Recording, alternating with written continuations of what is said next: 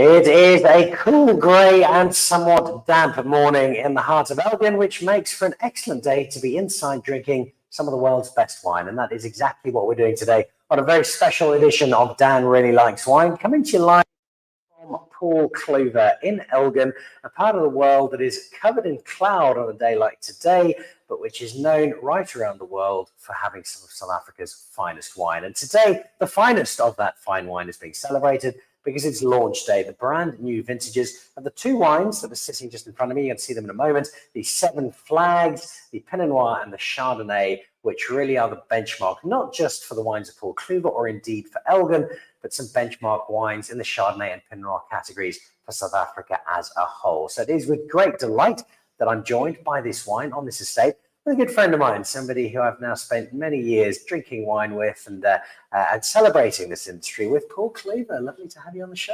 Thanks, Dad. It's great to have you here.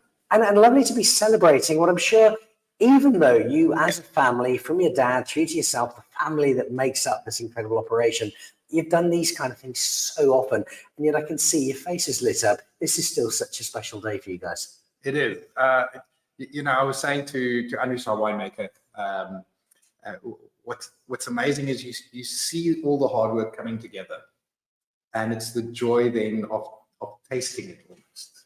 Well, not almost, literally, right? You're tasting and savoring all the hard work that you've done, and what makes it extra special is that you are happy with the result. And I'm sure everybody else is going to be happy with the result because this is benchmark wine.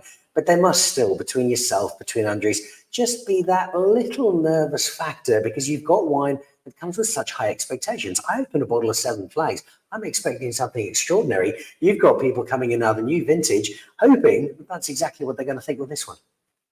Without a doubt. But I think the nervousness is good because otherwise you don't think that you can improve anymore. So you can, which I think you can always do better. So for us, it's that pursuit of perfection is always there. Will we ever attain it? I don't think so.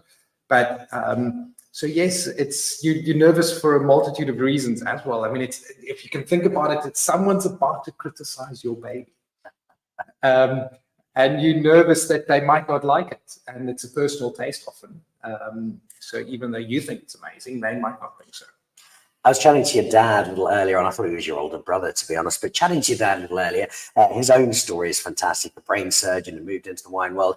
And when he kicked things off here in partnership with the old Stellenbosch Farmers Winery, there was no wine in this area in its entirety. And yet now you have got a wine world where Elgin is known to just about everybody, and you guys blazed that trail. So yes, this in itself is wine to be proud of. This whole Paul Clüver story is just such an extraordinary narrative.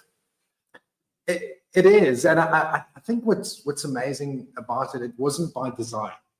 So my father never set out to develop a wine growing region. It was a joint venture between himself and Joubert.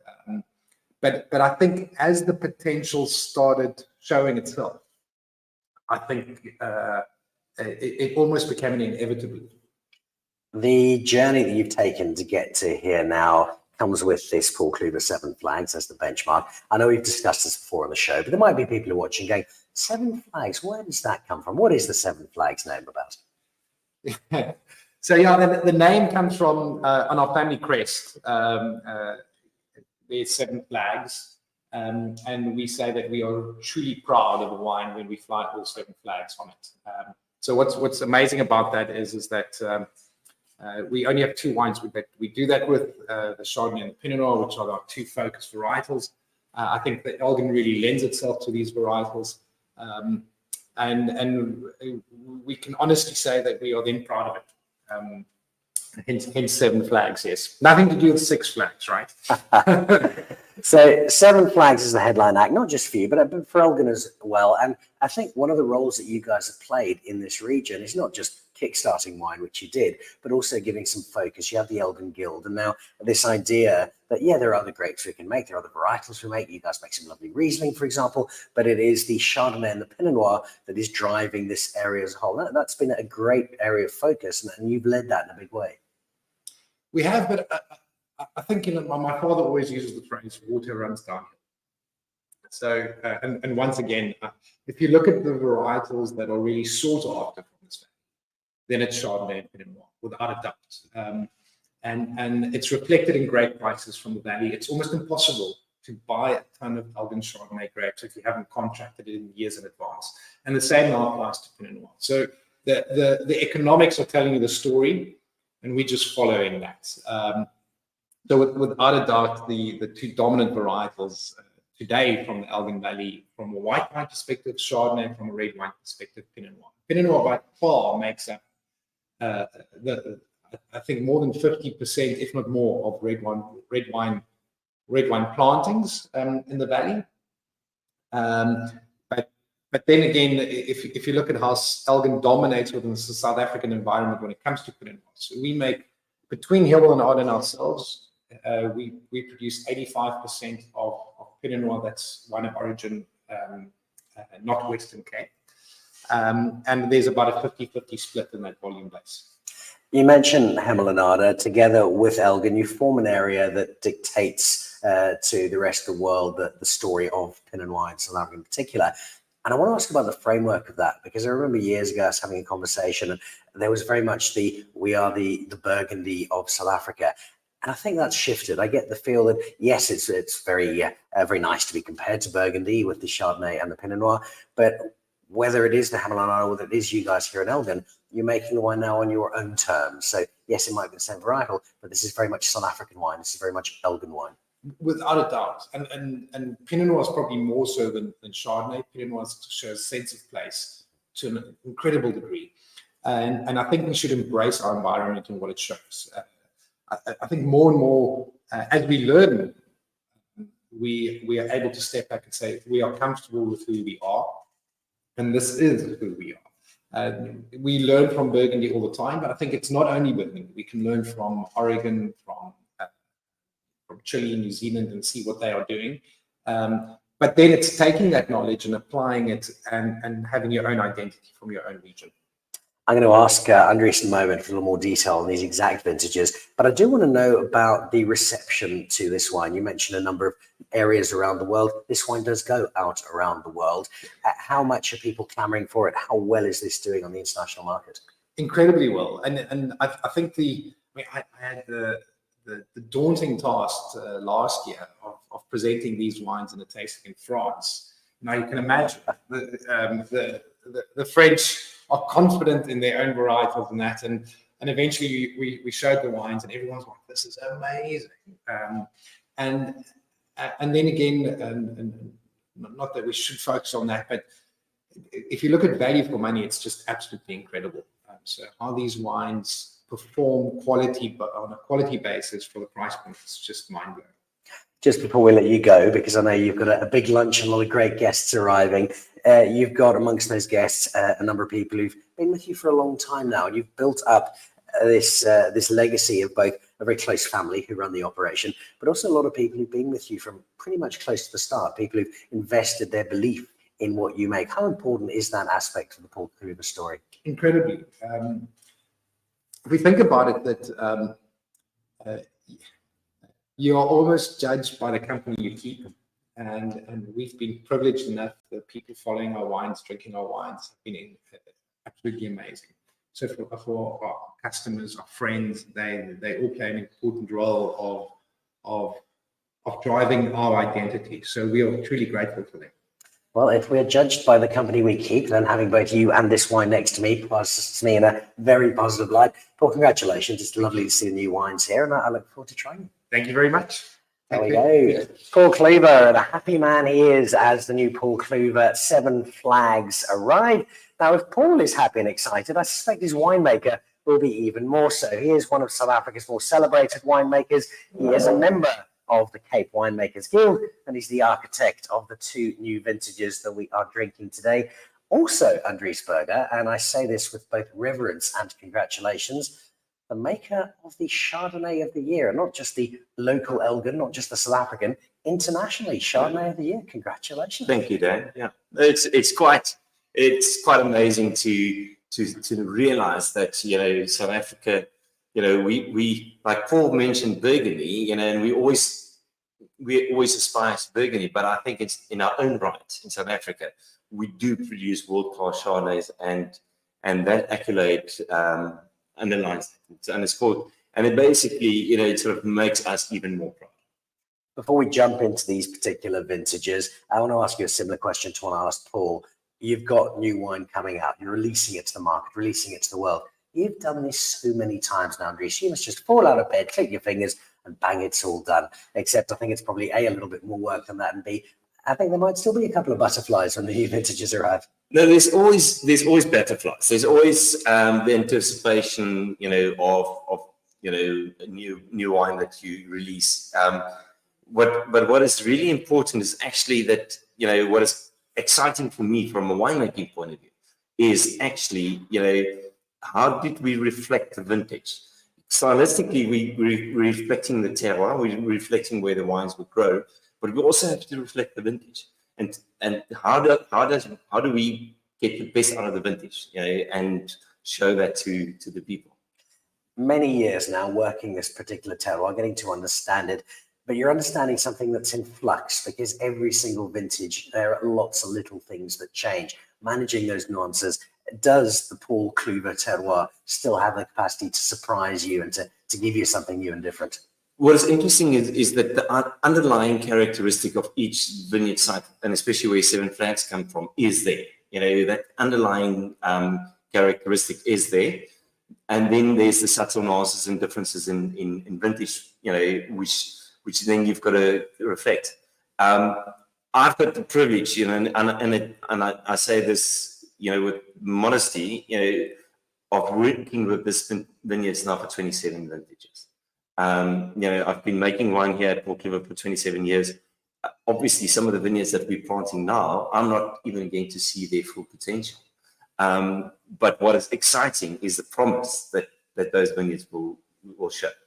Well, let's have a look at that promise delivered and start with the Chardonnay, for which you are once again globally recognized. What set this vintage apart? What's making it special for you? So 22 is actually quite an interesting vintage. Leading up to the harvest was moderately wet. So we had ample rain in October, November, December. It was slightly more than average. But then we had quite a dry January and February with slightly warmer average temperatures. We were quite fortunate that we still have great diurnal differences. So the night temperatures were cool. We maintained our acidity levels, which was great. So we kept the freshness in the wines.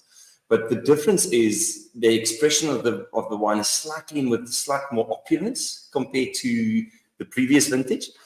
It's still very taut, it's still very focused, but there's just slightly more broader fruit mid-palate to the wine compared to the previous vintage of Seven Flags Chardonnay. When you set out to make this wine, it's not once it's in the cellar, it goes way back to that, because you know the vineyard so well, you're seeing the new harvest take shape. At what point do you start to get an understanding of where you think a particular vintage is going? And then to what point do you kind of step in and maneuver it, or is it kind of just the wine telling its own story? It's a bit of both. It's a bit of both, because you've got to read the weather conditions. If it's going to be warmer than average for the next 2 weeks, then you might need to make the decision of harvesting a little bit earlier. If it's cool, you can let it hang longer. Tasting the grapes, being in the vineyard, watching the conditions, that's really important. The winemaking is actually very simplistic. The winemaking has been the same on Seven Flags for the past 10 years, or since the start of Seven Flags Chardonnay. That hasn't changed much. That's literally just a process that follow. The Greeks call winemakers custodians of the, we just guiding a process. The wine actually should make itself. But making the decision when to pick, that's quite crucial as well. It's the humility of winemakers. The wine will make itself. That's, of course, not remotely true, but it's very nice of you to say so. You've made a cracking Chardonnay. It is accompanied by a slightly older Pinot Noir. There might be people watching for whom wine is still something fairly new to them. One is a 22, one is a 2020. How do you decide, especially for this range, what's going to be just right? Well, I mean, we're launching the 20 Pinot Noir is a vintage that's really amazing. You know, it was, in my opinion, one of our better vintages, especially after, you know, the previous vintage that we released was 2018. I think, you know, for me, the great thing about this vintage was that actually it was quite a cool vintage. You know, average temperatures were slightly lower. It was also later picking. We picked later than normal. And the immense intensity in the grapes that we found is just amazing. And it was basically just expressing that.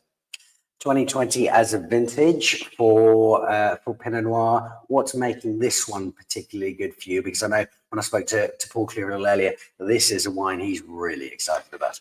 I think, you know, we spend a lot, like Paul mentioned, we spend a lot of time and focus much more on the vineyards in the past 10 years.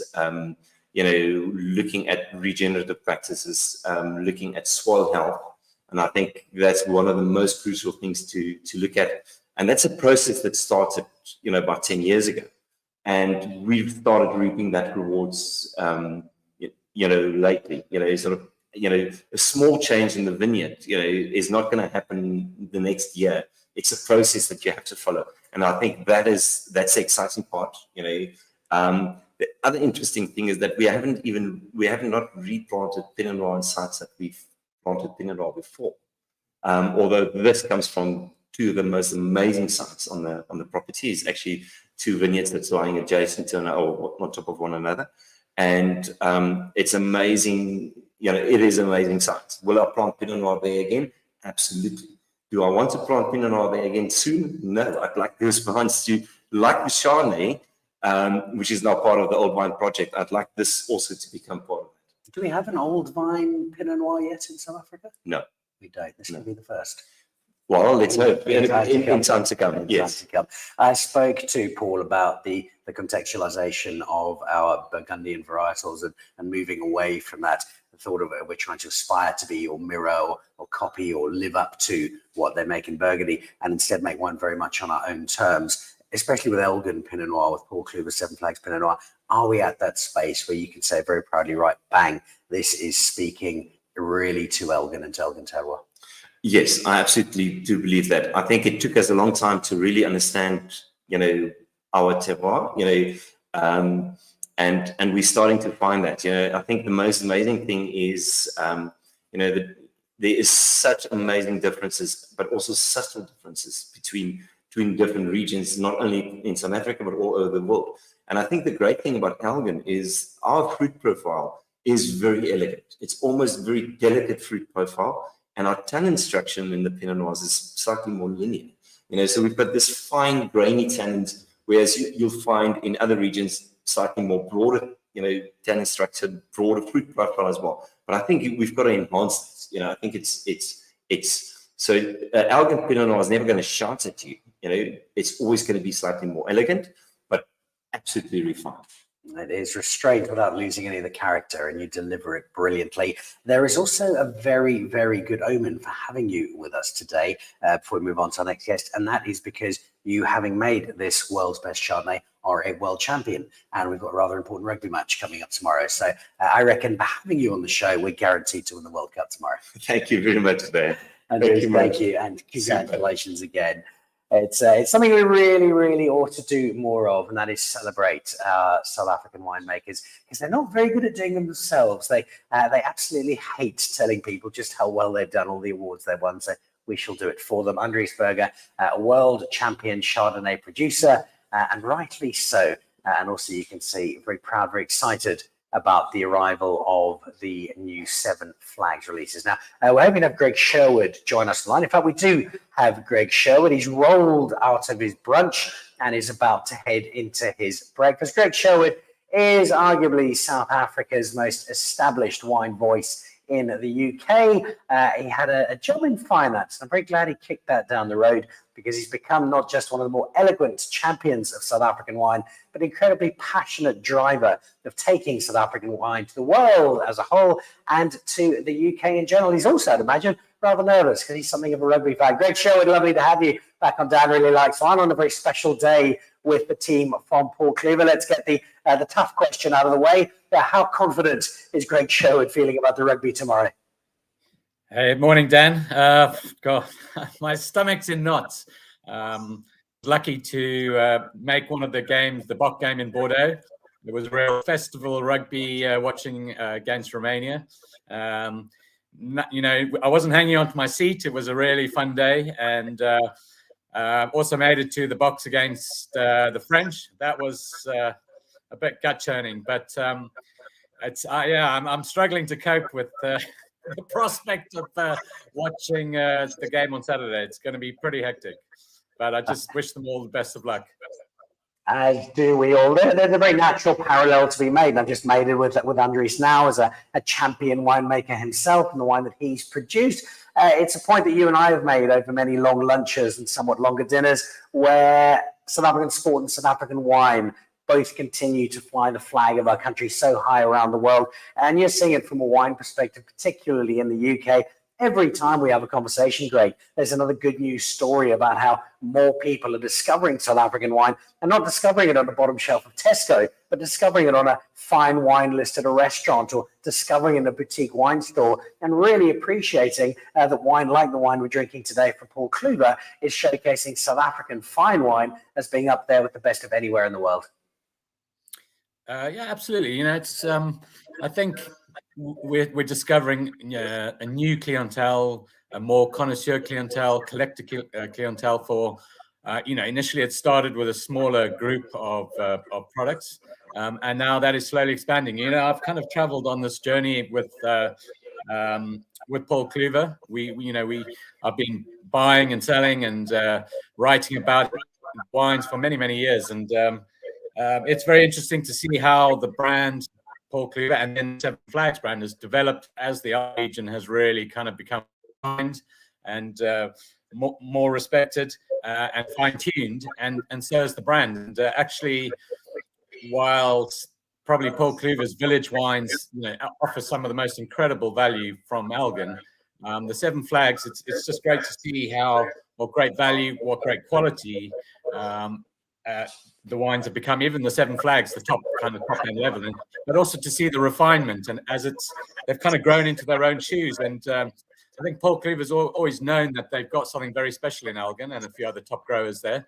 But it's now interesting to see how they're really kind of bedding in and making the most of the vineyards they've got. And as I say, it'd be great to see in a few years' time some of those vineyards growing old and making even more impressive wines. So there's going to be the inevitable comparisons. You can't help it with Burgundy and California or New Zealand, with the Pinots and Chards. But I think they have settled into their own winemaking. I think the CWG efforts of Paul Clüver has helped a lot, and I think that the style is really finding its own footing, and it's resonating. And you can see the awards that they're winning now. The wine's very popular in London, and I've always been a very big fan of the Seven Flags Pinot and Chardonnay, especially the Chardonnay, and it's great to see it being so successful. How important is it when they're winning these awards? Great for themselves, of course, great for Paul Clüver to have these certificates to stick up on the wall, the medals, tang and the offers, but for the broader South African wine platform, that we're getting these top wines leading the South African charge and showcasing how well South Africa can do. Because I'd imagine that it's not just Paul Clüver that wins, but it's South Africa that wins when we are showcased so successfully in international platforms. Yeah, look, I think, winning awards is always a great accolade, but I think in the old days, it would bring, sharpen people's attention to that we can make great wine. I think we've moved way past that now. We're at the point where people know there's incredible wines coming out of South Africa, and it's a kind of this reaffirmation of what we're doing and all the hard work that all these producers have put in. But, I always used to say years ago, it's all well and good to enter wines and win a competition and win a gong or a certificate, but it's what you do after that. And I think we've got a lot better. And I've always told the producers, it's all well and good to win a gong or a certificate, but that's when the work starts. Go out there and shout from the rooftops and tell people about how great these wines, and let them taste it and show the wines in the trade. And then they can see, it won these awards. Because I think all too often in the past, we would win these awards, stick them on the wall of the winery, and then say, okay, what now? That's actually when the marketing work starts, and really getting the message out there and using that award, as your kind of route to, shouting about the wine and getting a better exposure. So I think we're doing that a lot better. I think whether it's IWC or winemaker or Decanter or whatever it is, or all of these international awards, they build towards a bigger brand, South Africa, and for stronger categories like Pinot Noir in Elgin and Chardonnay in Elgin. I mean, it's just we're much better at utilizing those awards, because we've won them over the years, but I think we weren't always as good as shouting about them and utilizing those awards. Well, let's talk about those categories. You mentioned Elgin Chardonnay, Elgin Pinot Noir. How far do you think an area like Elgin has progressed so that the rest of the world now understands not just South African wine, but understands the different areas that we have, the different varietals associated with those areas, and to take it to its ultimate point, what they can expect from an Elgin Chardonnay or an Elgin Pinot Noir as wine drinkers of some experience? Yeah, look, I mean, for Elgin, it's great how this regionality has been promoted. It had to happen, if Stellenbosch is good for Cab and Swartland's good for Syrah, it's just great how Elgin has really settled into Chardonnay, Sauvignon, Pinot, a little bit of Riesling. It's this whole kind of quality-focused regionality. But what I think we're seeing now is a real acceptance that it's a great cooler climate area. And you're seeing some quite interesting things happening with Syrah and other things. So it's more of a stylistic. People want to create certain stylistic wines. They know that Elgin is perfect for that, and I'm obviously leading the way. It's been done with Chardonnay and Pinot Noir, and that's great. The Chardonnay is not an easy grape to make great wine. It's quite easy to make good wine, but you do need that little bit of moon dust from the region and from the weather. And when it comes to Pinot Noir, well, it's a very difficult variety to get right, and it's just great to see how Elgin has really kind of made such strides with these varieties. I think often with Pinot Noir, it's about less is more, and I think if you look at the original old Seven Flags and how it's become a lot more refined now, certainly in the Pinot Noir and the Chardonnay. That's very encouraging, and it's had real resonance in the market here. Two great brands which sell very, very well. A quick word before we let you go to your next lunch, Mr. Sherwood. Quick word on the winemaker. You've got in Andries Burger, a Cape Winemakers Guild stalwart, who's been working this terroir for closing in on 3 decades. Doesn't look nearly old enough for that to be the case, but it is the value that having a winemaker who's not just so invested from a family perspective into the wine, but has so much of an understanding of the terroir from which this wine comes. Yeah, it's great. I've known Andries for years and years, and he used to come in and show the first editions of Seven Flags and new projects. It's just great to see that consistency and that know-how kind of being applied to the product, and the development of the brand and the refinement of the brand with all his time and experience there at Paul Clüver. Obviously a lot of winemakers jump around and move around, but he's really been able to fine tune, and I think you really see that in the product. And we're fortunate we get to taste the CWG wines here every year, and certainly the Paul Clüver has always been one of the top wines, and has a lot of a very loyal following at the CWG, and I think it's a real collector connoisseur thing. But it does have a real trickle down effect into the broader product portfolio and into the kind of top premium brands like Seven Flags. So it's great, and it's just lovely to see the success that they've addressed. That being there so long and just fine tuning and moving the whole brand and product forward, and never sitting still, and being a real champion. So that's really, really great, and it has a big effect in the market here, and it really helps build the brand over the long term. So it's great to see. So many terrific elements that come together for the success that is Paul Clüver. Very quickly before you do depart, the last important rugby question. What is Greg Sherwood drinking through the big game tomorrow? And I suspect it's going to be more than one bottle, given the stress levels we've had for the last 2 games. Well, yeah, I'll probably be starting with a little bit of Chenin Blanc, maybe maybe a little bit of Alhide Chenin Blanc, and probably move on to, depending on how the score's looking at halftime, maybe to a little, if I'm in a celebratory mood, maybe a little bit of Villafante Series C or something like that. But I think I'll be kind of hanging on to my share and probably too nervous to be drinking too much. But hopefully I'll have the opportunity to celebrate. So I've got a bottle of Colmont in the fridge of Absolut waiting to be cracked. So hopefully I will get to that point. But yeah, it's going to be such an amazing day tomorrow. Just to get for the box to get to the final again. The two, we just need to enjoy the occasion, and whatever the result, may the best team win, and obviously that'll be the box.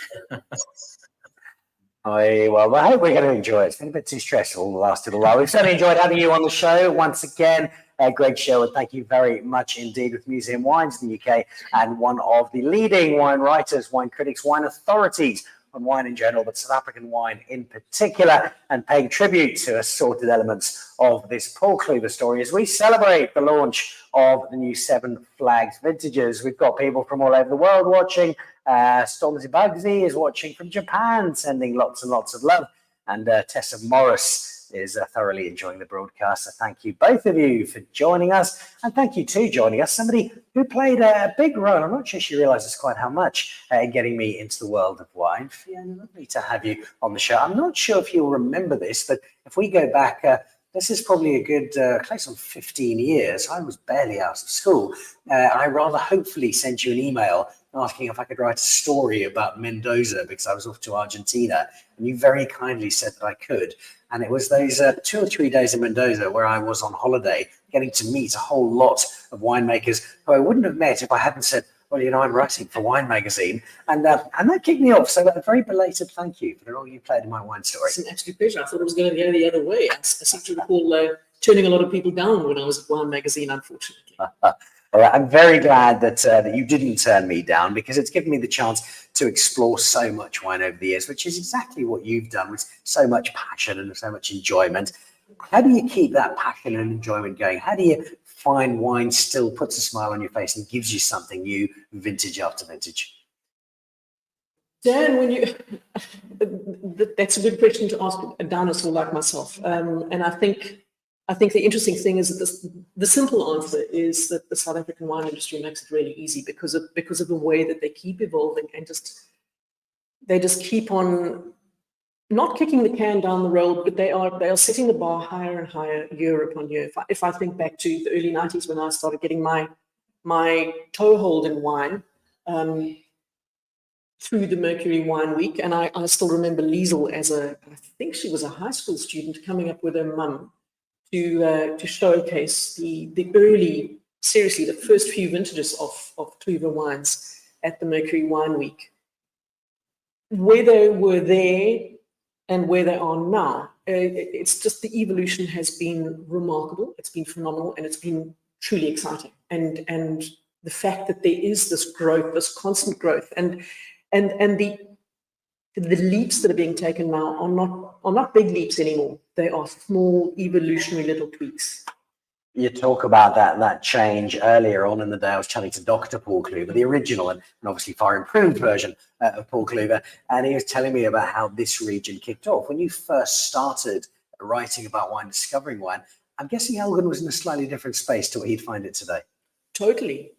I mean, I'm sure he covered it, but I remember that Elgin was just a test bed. It was a test bed to supply grapes, Pinot Noir and Chardonnay specifically, as well as Weißer Riesling and Gewürztraminer for Niederberg.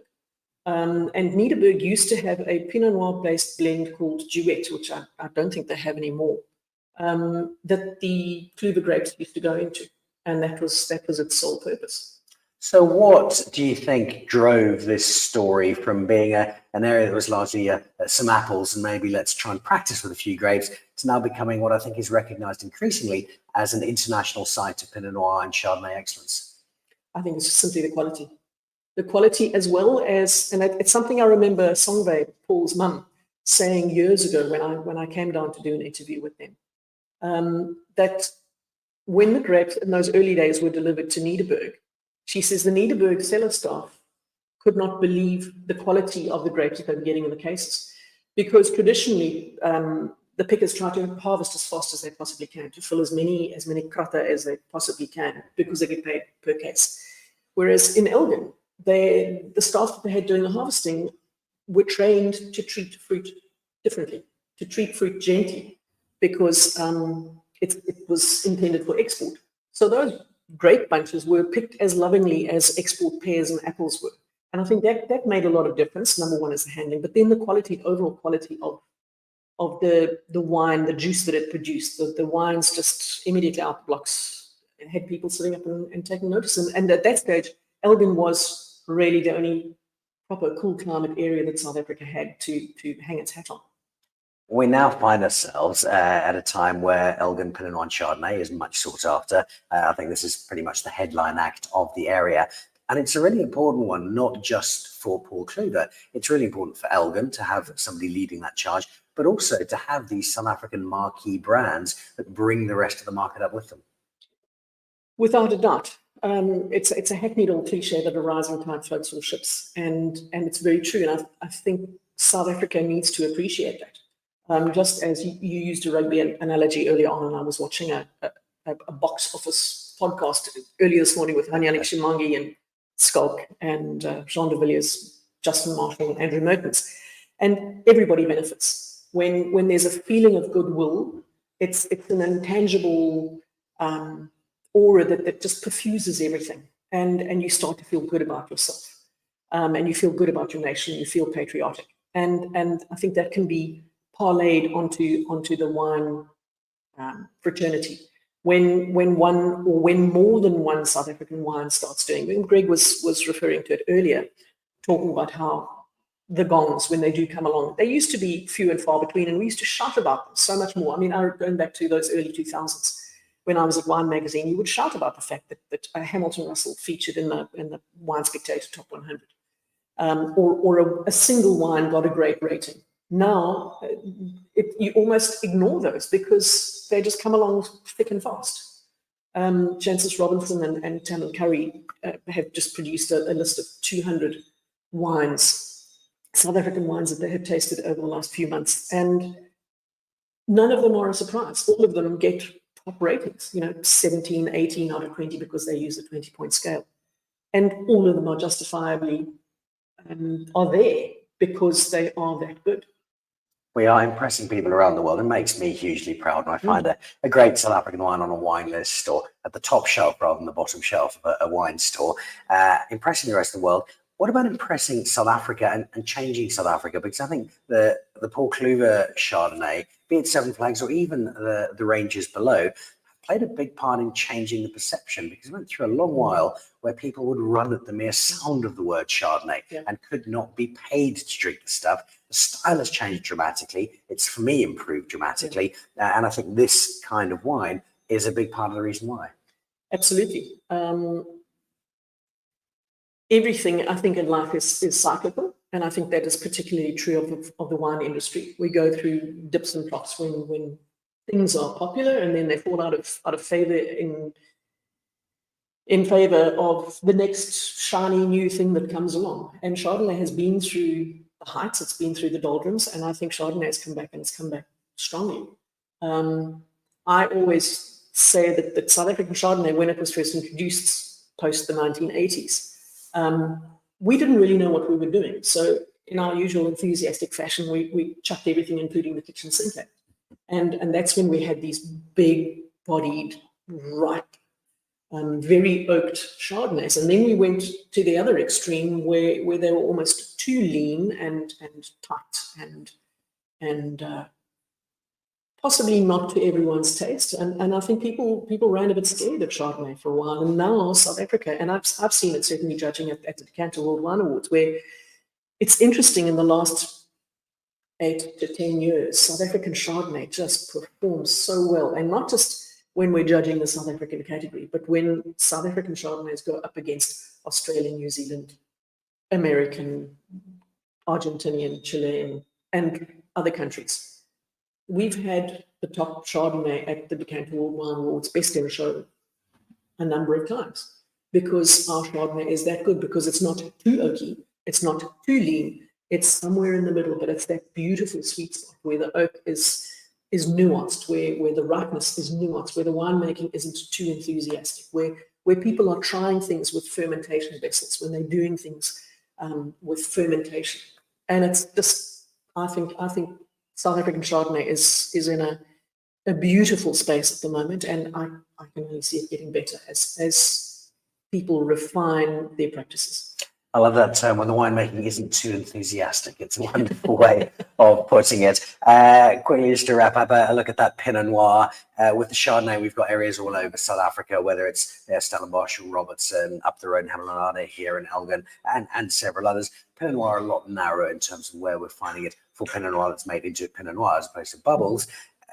Where are we on the scale of Pinot Noir from where we have been and where we perhaps can still go? Certainly, in terms of where we can still go, there's a long road ahead.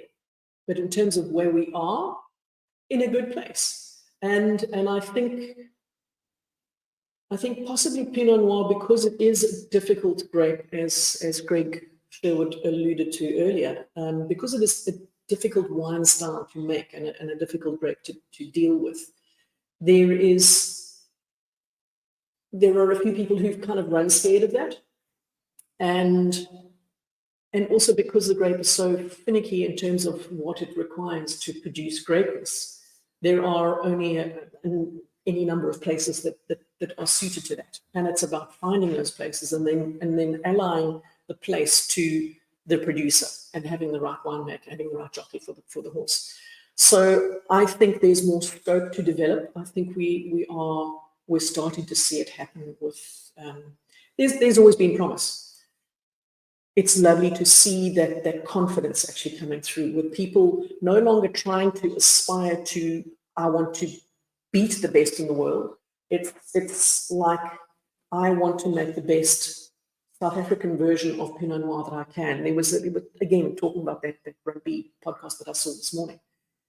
I think it was Andrew Mertens or Justin Marshall was saying there was a period when the Springbok rugby team tried to play New Zealand rugby and it just didn't work. Yeah. And I think that's possibly what we've been doing with Pinot Noir. I'm not saying it didn't work. They've always been good examples. But I think as soon as you get that self-confidence and that belief, the heart-stopping belief which South African rugby fans have had to cling on to for the last 2 weeks of absolutely death-defying tension at the end of the game, I think it's exactly the same. Belief, trust in the system, and know that the jockeys can bring it home. The 7-1 works for the box, the 7 Flags works for local wine. It's a good comparison. Fiona, thank you so much sharing some memories of Paul Clüver and some great thoughts on the wine. Much appreciated. Pleasure.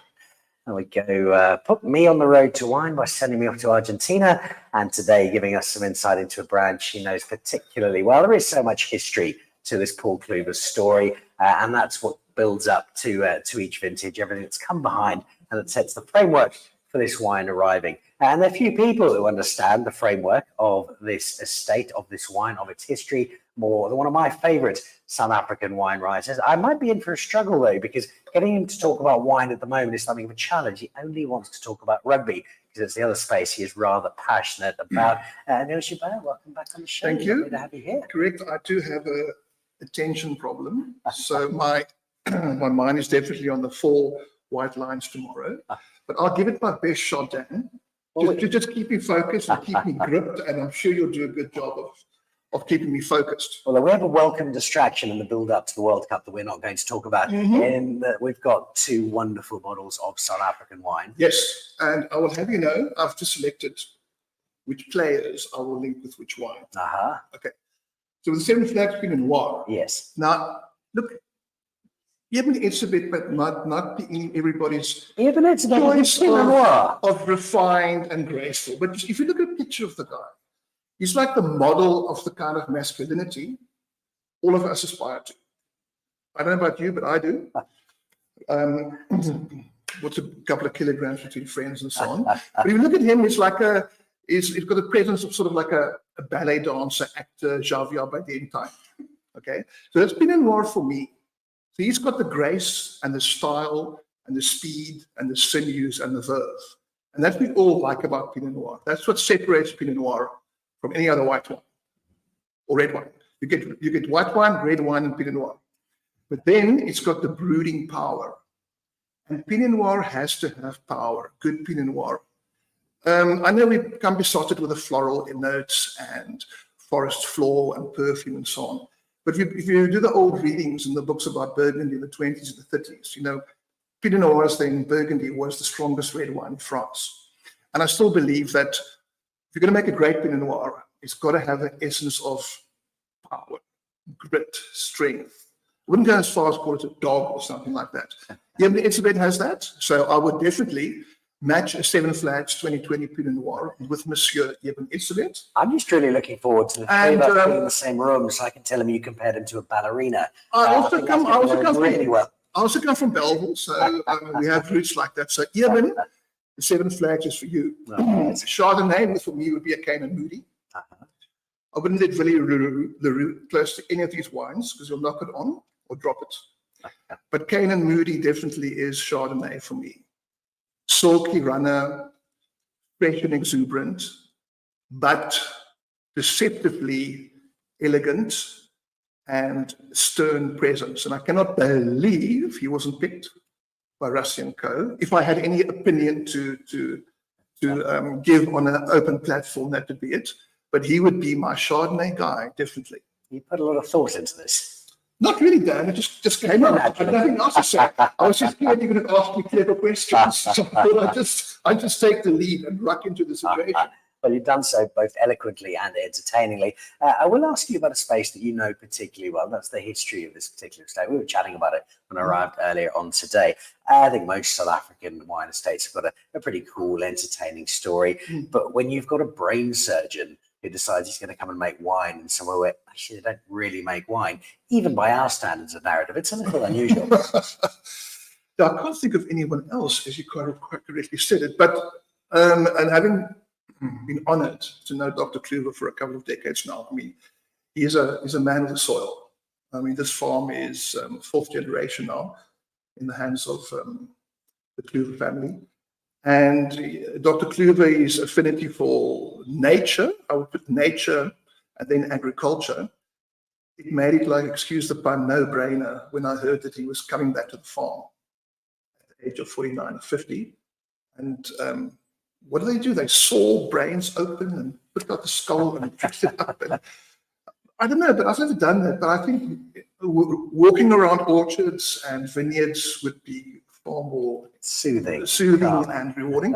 But and to leave my question, I think that's what Paul Clüver makes great wines today, is because it's fourth generation farm, people who've grown up on this land and have farmed with cattle, and we still do some cattle and apples and whatever. It's been fantastic garden out there, all kinds of vegetables. So they understand the earth. And all farmers, I believe, are progressive. They're always looking at ways to seek new potential from pieces of soil, pieces of land. And when the opportunity came along for Dr. Clüver to plant vines in 1987, I think it was, he grabbed it. And I was never surprised when he turned into the success it is today. So like wine styles evolve, and South African winemakers evolve, farms evolve, and people's ambitions and vision and emotions evolve. And I think that human element, to me, must never be discounted in wine. Being in the PR game myself, or doing a bit of wine writing, yes, it's fantastic always to say, sorry, Andries, but made in the vineyard, and we just care for it, and it's terroir and expression. That human element, it's like somebody it's like sitting in front of a laptop and just saying, well, the laptop's going to write your poem or your play or your movie for you. Somebody's got to put thought behind it and think and come into sync with the environment. And that's why I say winemakers are artists. And I think the Paul Clüver family, all of them, understanding this special piece of earth, having a vision of making great Pinot Noir and Chardonnay, it plays a major role in the success of the wines. And obviously, Andries is I wouldn't call him a geek, but he's almost as tall as I am, and he rides better mountain bike than I do. Some people call him a geek. He's a Paul Gymnasium, though, so I can't call him a geek. But he's really technically astute. I've been here during harvest time. I see every berry's sorted. The wild ferment, spontaneous ferments, the use of barrels. Now looking at how can you give the wine a more linear structure by using concrete eggs or foodry and so on. So this farm is really in the right hands, and still the qualities of the wines never cease to amaze me. I mean, it's really some of the best we have in South Africa, which says a lot. And I think that by focusing on Pinot Noir and Chardonnay, they're elevating the image of the South African wine industry. With all respect to the other varieties, but if you go out into the world and you're known for making great Pinot Noir and great Chardonnays, varieties and wines known throughout the world, everybody has a reference point. They have an image of excellence and grace and beauty. And those are the kind of reputations and image you want to line up with the South African wine industry. So we go in the world being able to make top-class Pinot Noir, top-class Chardonnay. It reflects very positively on the South African wine industry and what we can do as a wine country. And I think it sets two trends, one in what we can do with Pinot Noir and Chardonnay, but also something I think Paul Clüver and the State did a little sooner than most, which was dial down and not try and make one of every varietal we've ever heard of, but get a real understanding what's going to work here, what we're going to be able to do really well. And now they got to a point, whether it is the Seven Flags or the levels that sit a little below, making extraordinarily good wine in a space they know they're good at. Specialization is the key, specialization and focus. On the one hand, now I walk into a lot of wineries and they've got 27 different wines there, but you know, we've got this amazing, terroir. I'm being a botanist myself. If you drive up to the 1,000-hectare conservancy of the Groenland Berg up here, you will see hundreds of different flowers and plants who are only able to grow in this Bokkerveld shale found on this area. So we can deliver a lot, and we can deliver a lot of diversity. But I think that, as you quite correctly say, is focus. And Paul Clüver has tried other varieties. Red wines, red Bordeaux-style red wines 20, 30 years ago. And they accepted they weren't bad wines, but it wasn't the best the area could offer. And then you get into Paul Jr. and Andries' Burgundian wines. I mean, Andries speaks English with a French accent, so he's honed into Burgundy. And Paul is also, and they have a working relationship with Martin Prieur from Domaine Jacques Prieur in Burgundy. So they pretty much tapped in to the whole thought of Burgundy and the wine styles, but committed to expressing this piece of earth through those two varieties.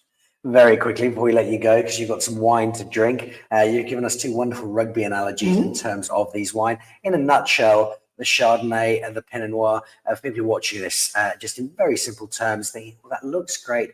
What's it going to be like when I drink it? What leaps out to you with these two wines from these specific vintages? As I said, the Seven Flags to me is about the combination between finesse and power. And if Eben Etzebeth ever had the athletic abilities of Rudolf Nureyev, he would appreciate it and understand, but definitely elegance and confidence, brooding, muscular power. And Chardonnay to me is the essence of South African Chardonnay. It's got, I hate the word minerality, but it's got like a stone fruitiness to it. It's got citrus, but it's underscored by also a solid backbone. And almost like a kiss of the sun, with a bit of faintness to it, which is a diverse spectrum, and makes one honored to find the diverse spectrum in one glass of wine. Well, I think you need at least one bottle of each to get through the rugby tomorrow night, and hopefully you're celebrating with them both by the end of 80 minutes. And some more. Thank you very much. Emile, thank you very much indeed. Emile Joubert, he has an ability with his writing, and when he talks about wine, with his writing in particular, to conjure up the most wonderfully imaginative interpretations of wine, and he clearly has a great deal of fun doing it. We're almost wrapped up with a very special edition of the show coming to you from Paul Clüver Estate in Elgin, as we celebrate two brand new releases, the new Chardonnay and the new Pinot Noir from the Seven Flags. It's the 2022 Chardonnay and the 2020 Pinot Noir, but we're not quite done yet because we've got one other very special guest who for the first time I get to have on the show in person. We've been on the show virtually, but now side by side. It's lovely to have you on the show. Welcome. And then this is part, I think, because I have the same problem when you're trying to explain to your partner or to your friends and people you know you have a proper job, and they say, "Well, okay, well, what are you doing today?" "Well, I'm going out to Elgin, to the Paul Clüver wine estate. We're going to drink very, very cool premium wine, and that's kind of my day." It's a difficult one to pass off as work sometimes. Absolutely. I'm a bit embarrassed sometimes to kind of admit to that. However, it's so like useful to go and meet these people and meet them in person, see the culture on the farm, meet the people who work here. I think you get so much more of a context to the brand, you know, and I think that's always with wine, it's always imbued by a personality, by an identity of a place and a people. And I think that comes through in the wine, you know, and you have to come and see it in order to understand it properly.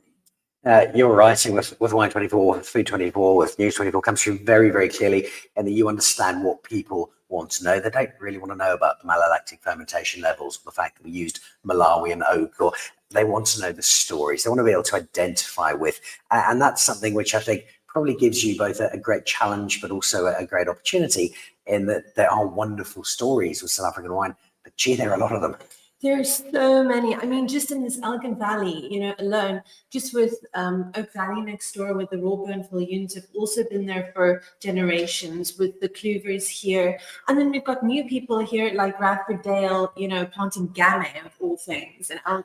So, I mean, you just have to, you know, keep your finger on the pulse and keep chatting to the people. The stories come through.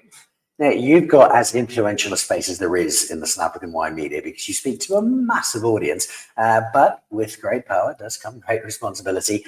We in our smaller wine space, we get a bit geeky sometimes. We know all the wines, we know the cool stuff. What sense do you get from the broader South African public as to just how much enthusiasm there is for discovering new wine, for exploring it, to learn more about the wine world? I think it's about cultivating this culture around fine wine and making people understand that, you know, we're not looking to drink 6 bottles of wine. I think that's a big, you know, argument that I get in a lot of the articles that I write is alcohol abuse versus kind of enjoying fine wine and creating this culture of, you know, like introspection in the wine, understanding where it comes from, the terroir, the clones, all of those kind of things. So I think for me, it's just trying to make people more excited about it, and also focusing on a lower price point and kind of, you know, slowly easing them into it so that they understand what they're paying for with these finer wines, you know, and really being able to appreciate it on a higher kind of technical level. And knowing the wine that you do and having the experience you've had, you're able to convey to people who might not really buy wine and might have a certain price point in mind, and then they see the price of something like a Paul Clüver Seven Flags. Oh, gee, that's quite a lot of money for a bottle of wine. You're able to place that in context, not just for the sheer quality of the wine, but also, well, hang on, if you're in France, if you're in Burgundy and you wanted to buy something on a similar level, you're probably selling your house, your car, and a couple of your kids. Absolutely. And I think, you know, the amount of money that's going into cultivating these wines, looking after the vineyards correctly so that it's sustainably farmed, you know, the increase in prices just in glass and capsules and, I mean, electricity, you know, so there are additional costs that come onto these wines. And I mean, they represent us on a world stage, and they need to have the price tag and, you know, like the confidence in themselves to represent them in an international kind of context. And these are the wines, you talk about people kind of working their way up the ladder. These are the aspirational wines. Somebody who's just out of school, starting a new job, is maybe a little lower down the ladder, but we know that maybe it's a birthday, it's a special occasion. This is the wine. And then when you get to that collector status, as hopefully you do, this becomes a little more of the norm. Yes, and this is something you keep in your cellar. You open one every year. You check how it's been going, where it's reached its aging potential. And it's an interesting, geeky thing. But I think it's also kind of a homage to the area and the people who've made the wine, you know, and South Africa. What about the enthusiasm for these particular varietals, what you're seeing from your writing? Chardonnay, we know, has got a slightly checkered past. It's in a far better space now, as Fiona so eloquently put it. Pinot Noir is always a favorite. Where are we with these two grapes for you in South Africa for a domestic market? So I think Chardonnay definitely is a winner in terms of just being a noble cultivar and kind of like one of those old school stalwarts, you know. I mean, my mother still loves a heavily oat Chardonnay. But I think it really does still own its place in the market, but there are so many interesting new varieties coming on the market, and people are becoming more and more kind of, interested in just trying and educating themselves. So I think this will, like Chardonnay and Pinot Noir from Elgin and from, from the Emile and Odda Valley, like that's a sure thing. But I think there's a lot of space and scope also for finding new and interesting things. I mean, if you drink Chardonnay, it doesn't mean you have to drink Chardonnay forever. That's the beauty about wine. You can have your Chardonnay week, and next week we can go to Shin. It is the beauty of South African wine, beauty of the kind of thing we do, because we get to juggle all of these wines and try all of them.